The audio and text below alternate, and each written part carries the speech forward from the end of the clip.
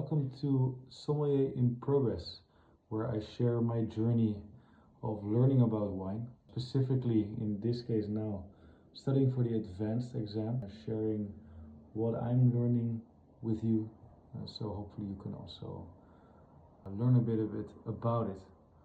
Today we have Alsace.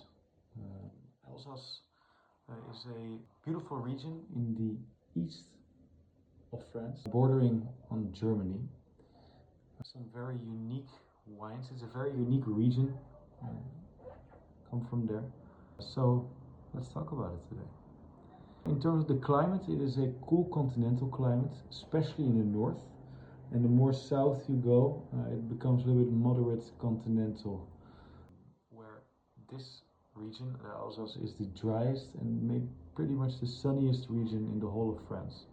For example, Colmar, the capital, or one of the big cities of Alsace, is the driest city in France, even drier than Châteauneuf-du-Pape. In terms of geography, we have the Vosges Mountains on the west, and this is also the biggest reason why it is so dry and sunny. The Vosges Mountains are very big, very high, and they create a rain shadow for the region, meaning the clouds that would come from west to east, they will come up the mountain, and when clouds go up, they disappear. It rains and everything, so the clouds become smaller and smaller and smaller, and when they reach the top, they're gone.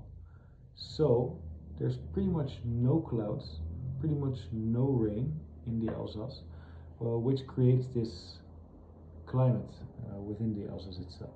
There are multiple rivers, which is very important for vine growing, because you have reflection of the sun, you have a moderation of the temperature, you have slopes as well for the vineyards, and there are multiple of them. The biggest one is the Rhine.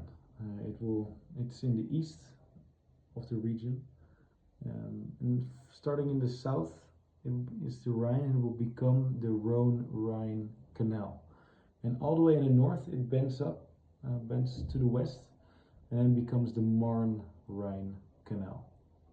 Well, some, I think in English called tributaries, they will go also west, partly through the Alsace, so all the way in the south, passing through the village of Thann. You have the Latour River, and you have La Weiss, which is around in the middle of the Alsace. It will pass through Kaysersberg, for example. Very important or interesting thing in the south of the Alsace, 3 countries borders touch, which is France, obviously, Germany, and Switzerland. Fun fact about Germany, actually, the Pfalz in Germany region is pretty much a continuation of the Alsace, where the Vosges Mountains becomes the Hard Mountains. And therefore the Pfalz also is quite dry. We have a lot of villages, but the main cities is Strasbourg in the north of the Alsace. You have Colmar, which is around in the center of the Alsace. All the way south we have Mulhouse, pretty big. The most northern city in the Alsace is Wissembourg. It's quite a long wine growing region.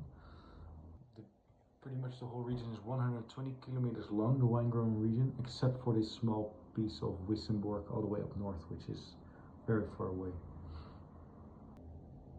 Then within the Alsace we talk about 2 subregions, the Haut-Rhin and the Bas-Rhin, meaning literally the high Rhine and the lower Rhine.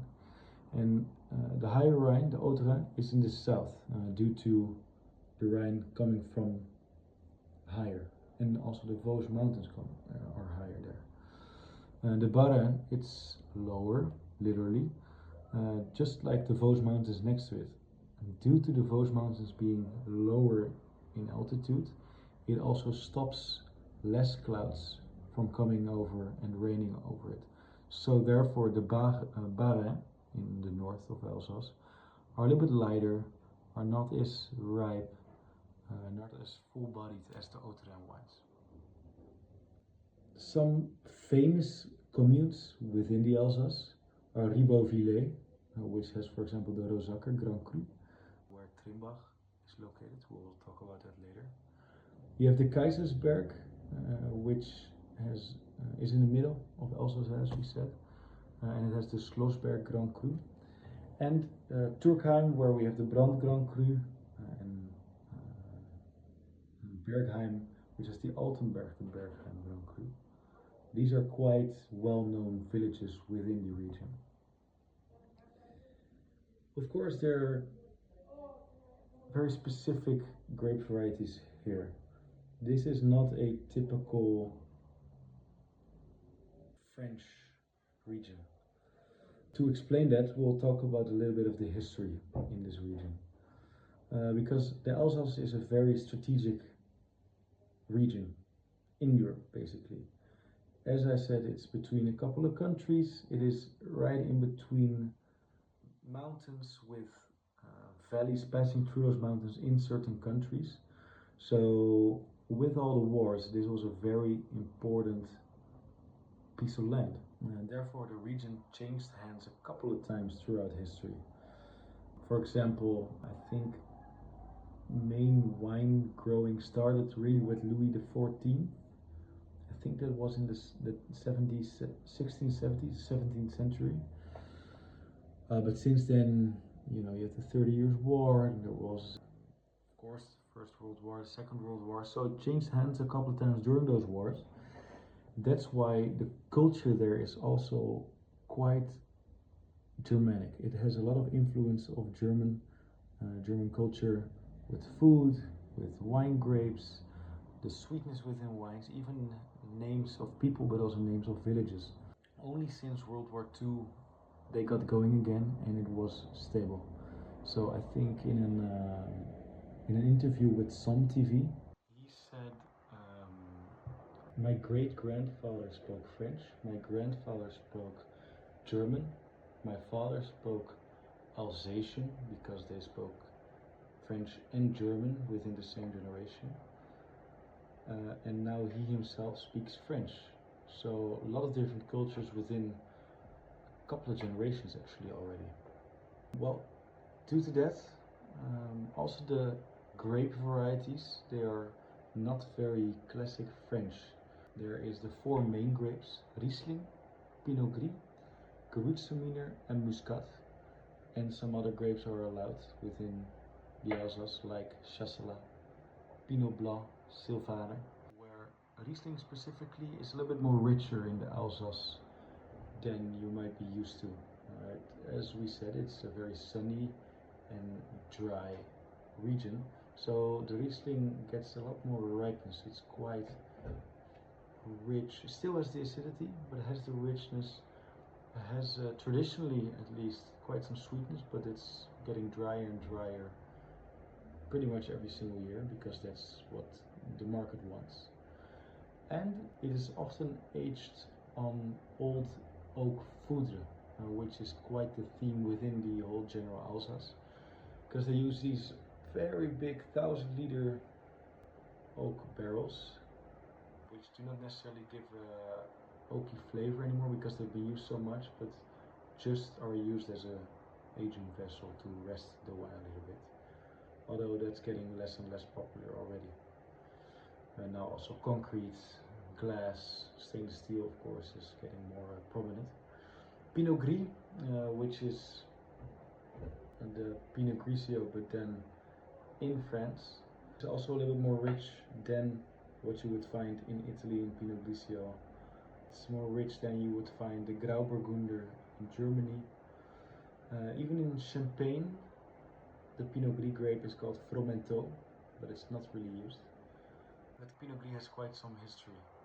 It used to be called Tokaj, or Tokaj d'Alsace, but due to the sweet wine region in Hungary, they cannot use it anymore, of course. So in the end, they renamed it to Pinot Gris, and it will have these typical orchard fruit characters like pear, and it will have this richness, this smokiness, and even with a little bit of age, it will become this little bit buttery, biscuity style. It's very interesting. Especially Pinot Gris has, in my experience, a little bit of sweetness, residual sugar in the wine, which fits very well with the food of the Alsace. Then we have Gewürztraminer. Gewürztraminer is, as we know it, very aromatic variety. Rose petals, lychees, high alcohol, rich, full-bodied, almost oily if you don't watch out, with low acidity. The literal translation, it means spiced traminer, but there's not really spice in the wine, so that is often a misconception with this grape. Then we have the Muscat, which is the last grape of the noble varieties within the Alsace. You have three different kinds: Muscat Blanc à Petit Grain, Muscat Rosé à Petit Grain, and Muscat Autumnal. Or Muscat Autumnal is more for mass production. It's not really used in quality wines, to be honest. This gives very aromatic as well, floral, grapey character to wines, and is made, I think, the least out of all these four. A fun little synonym for Chasselas is Gutedel here within the Alsace. For Pinot Blanc it's Klevner, and Sylvaner, funnily enough, is allowed in one Grand Cru, but we'll talk about it later. Where Pinot Blanc has been allowed in one village, one commune, with the village named on the bottle, which is called Val Saint-Grégoire. Sylvaner can be used in two villages, which is the Côte de Bar and Blinchwiller. Now, for the AOPs, the appellation d'origine contrôlée, I would say. There is two generic AOCs. You have the Alsace and the Crémant d'Alsace. They can be anywhere within the Alsace wine growing region. And then finally you have the Grand Cru AOP.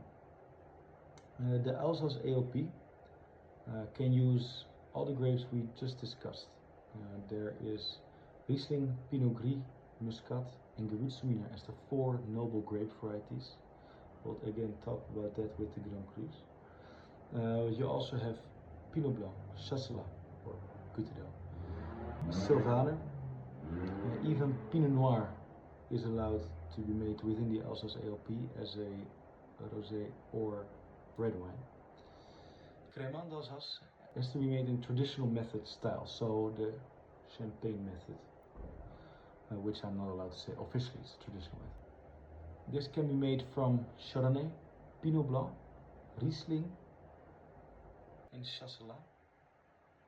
And it has to have 12 months of aging, of which 9 months are on the lees. Now there is a Crémant d'Alsace Rosé allowed, which has to be made from Pinot Noir in a saignée or maceration method, no blending. Then the Grand Cru. Here's where it gets funny. The Alsace doesn't have Premier Cru, just Grand Cru. And they were quite late, because they're late with everything. Since they had all these wars and they didn't have this great structure for a longer time. So the Alsace AOP was created in 1962 with the Crémant d'Alsace in 1976, and the Grand Cru was created, the first Grand Cru, in 1975, called the Schlossberg. This is the biggest still to this day Grand Cru of 80 hectares. Then in 1983 it got expanded to 25 Grand Cru vineyards, and in 1992 it got expanded to 50 Grand Cru vineyards. Then 2007 the last and the most recent Grand Cru was added, the Keverkopf. Now you might know that in Chablis there is only one Grand Cru, but there's 8 different vineyards, 8 different lieux-dits, like Le Preuse, Vaudésir. Same was in Alsace. It was only one Grand Cru, but 51 different vineyards. Now, in 2011, they made a decree that all those 51 different vineyards were separated as different Grand Crus. They were registered as their own AOPs. Very important to know. All the Grand Cru, they have to be based on the 4 noble grape varieties: Riesling, Gewürztraminer, Muscat, Pinot Gris. That is the red line with all the Grand Cru. There are, of course, some exceptions.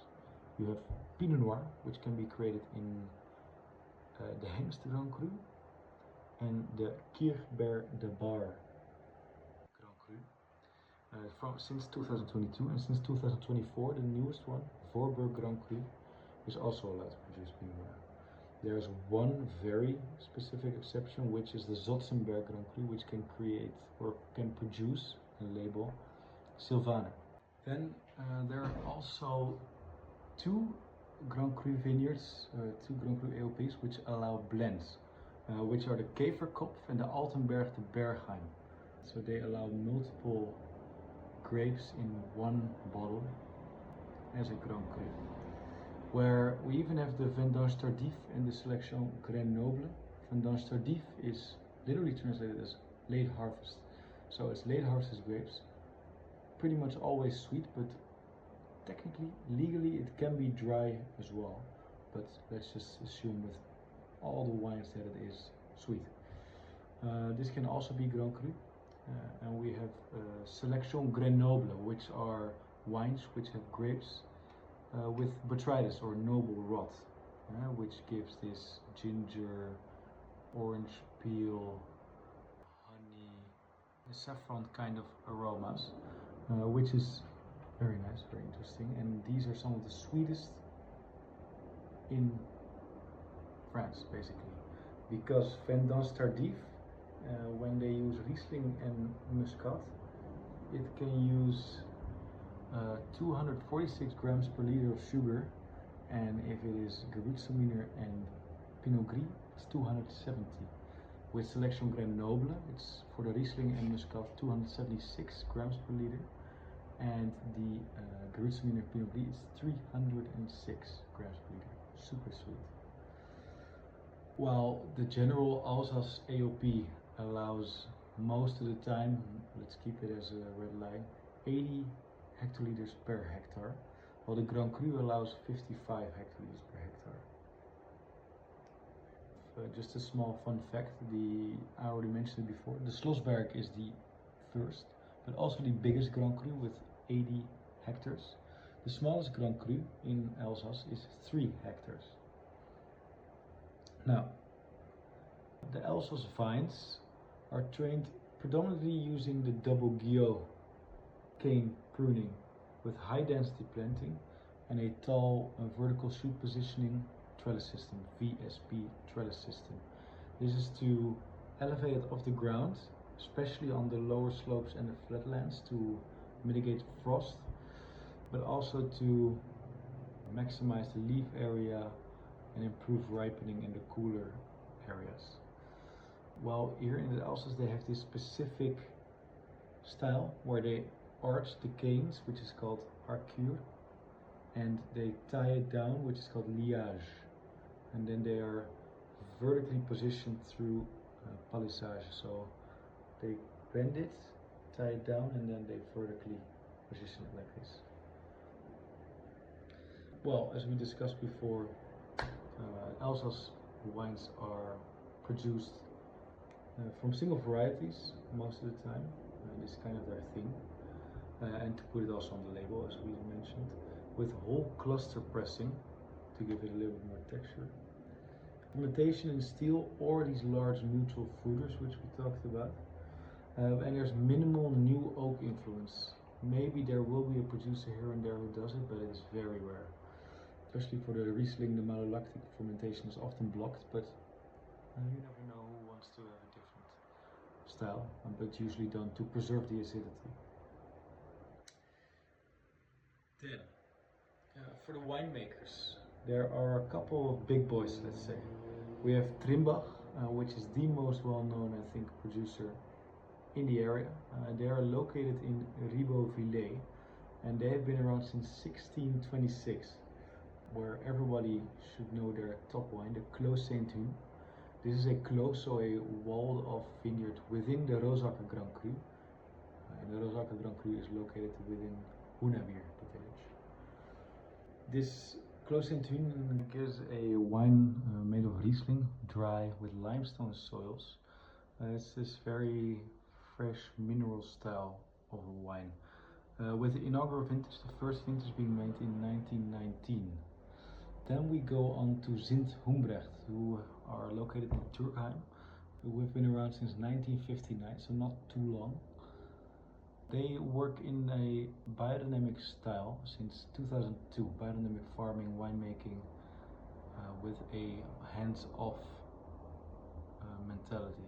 So they do a slow ferment, they let the wine do what it needs to be done, and then when it's done and they think it's ready, they take it off the fermenting, they put it in a large oak foudre, and if malolactic fermentation happens, it happens. If it's not happens, it doesn't happen. It's all okay. And their top wine is the Clos Saint Urban, which is located within the Rangen Grand Cru, which is also a Riesling from 1978. Next to that we have Domain Weinbach. Weinbach is from the Keizersberg, which we know from Schlossberg Grand Cru, for example. Weinbach has been around since 1898. Yeah, 1898. With their famous wine Clos de Capucin, a walled-off vineyard, which is named after the Capuchin monks who created the estate in the first place. Next to that they have their two big wines, the King of Riesling and the Queen of Gewürztraminer. Domain Weinbach's King of Riesling is Cuvée Saint Catherine, which is a Riesling from the Schlossberg, first made in 1984. Then the Queen of Gewürztraminer is from Fürstentum, which is a Grand Cru known for its Gewürztraminer Pinot Gris, hence this is also a Gewürztraminer. This is the Cuvée Laurence, which is named after another family member. Then we have Albert Boxler, the benchmark producer, in my opinion, for the Alsace wines. Very classic, not super weird or doing different things.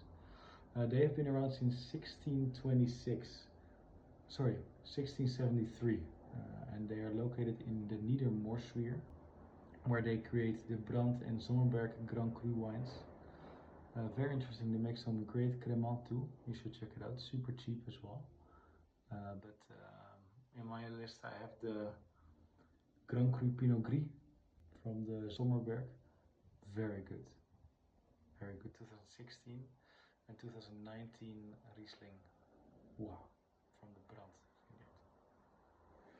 Then finally we have Marcel Dijs, who is a producer in Bergheim, who have been around since 1947, and they're very special, very unique, because they make co-plantations, field blends, where they have all kinds of grapes co-planted in the vineyard and make one wine out of it, training, pruning the vines the same to create a vin de terroir. They also have vin de fruit, which is single variety, but vin de terroir is really a wine to show that region's typicity, that area's typicity. And even his son, I think who's now in charge as well of Marcel Dijs, but his son Mathieu Dijs, he even has a smaller domain next to this called Vignoble des Rêveurs, which is a domain which does a lot of experiments. For example, they have a Gewürztraminer macerating on Pinot Noir skins, very interesting. And then finally, to round off the subject of the Alsace, there is the vintages. I'll just name some vintages which are quite important to know. For example, 2014 and 2021, they are more classic vintages, more cool, wet, difficult vintages, which creates this old school classic style of Alsace wines. Higher acidity, lower alcohol, lighter wines, but very long-lived. They can age very well due to this acidic backbone. Then we have 2015, which is quite a warm and ripe year, very sunny and opulent, which is for the style of wines that people want to drink with the dishes from the Alsace. Very nice, quite a rich style. 2017 is more of this complete, balanced vintage. And notice I'm not saying good or bad vintage, because every vintage has its own character and it has its own qualities, and it is up to the winemaker to make a good wine of it. But you will have a general style emerging from that vintage due to the climate that year. 2017 complete, accessible, approachable. It's fresh, it's a little bit fruity, it's not too intense on either spectrum, just very nice to drink already. With 2018 being very hot, just like a lot of other areas in France. Very hot, very dry. It's a rich, ripe, high alcohol, relatively low acidity vintage. And then 2019 is the star vintage of the last couple of years. It has a beautiful freshness combined with a crazy concentration to give these vibrant, powerful, but also energetic wines. So if you will come across 2019 with a good price, buy it.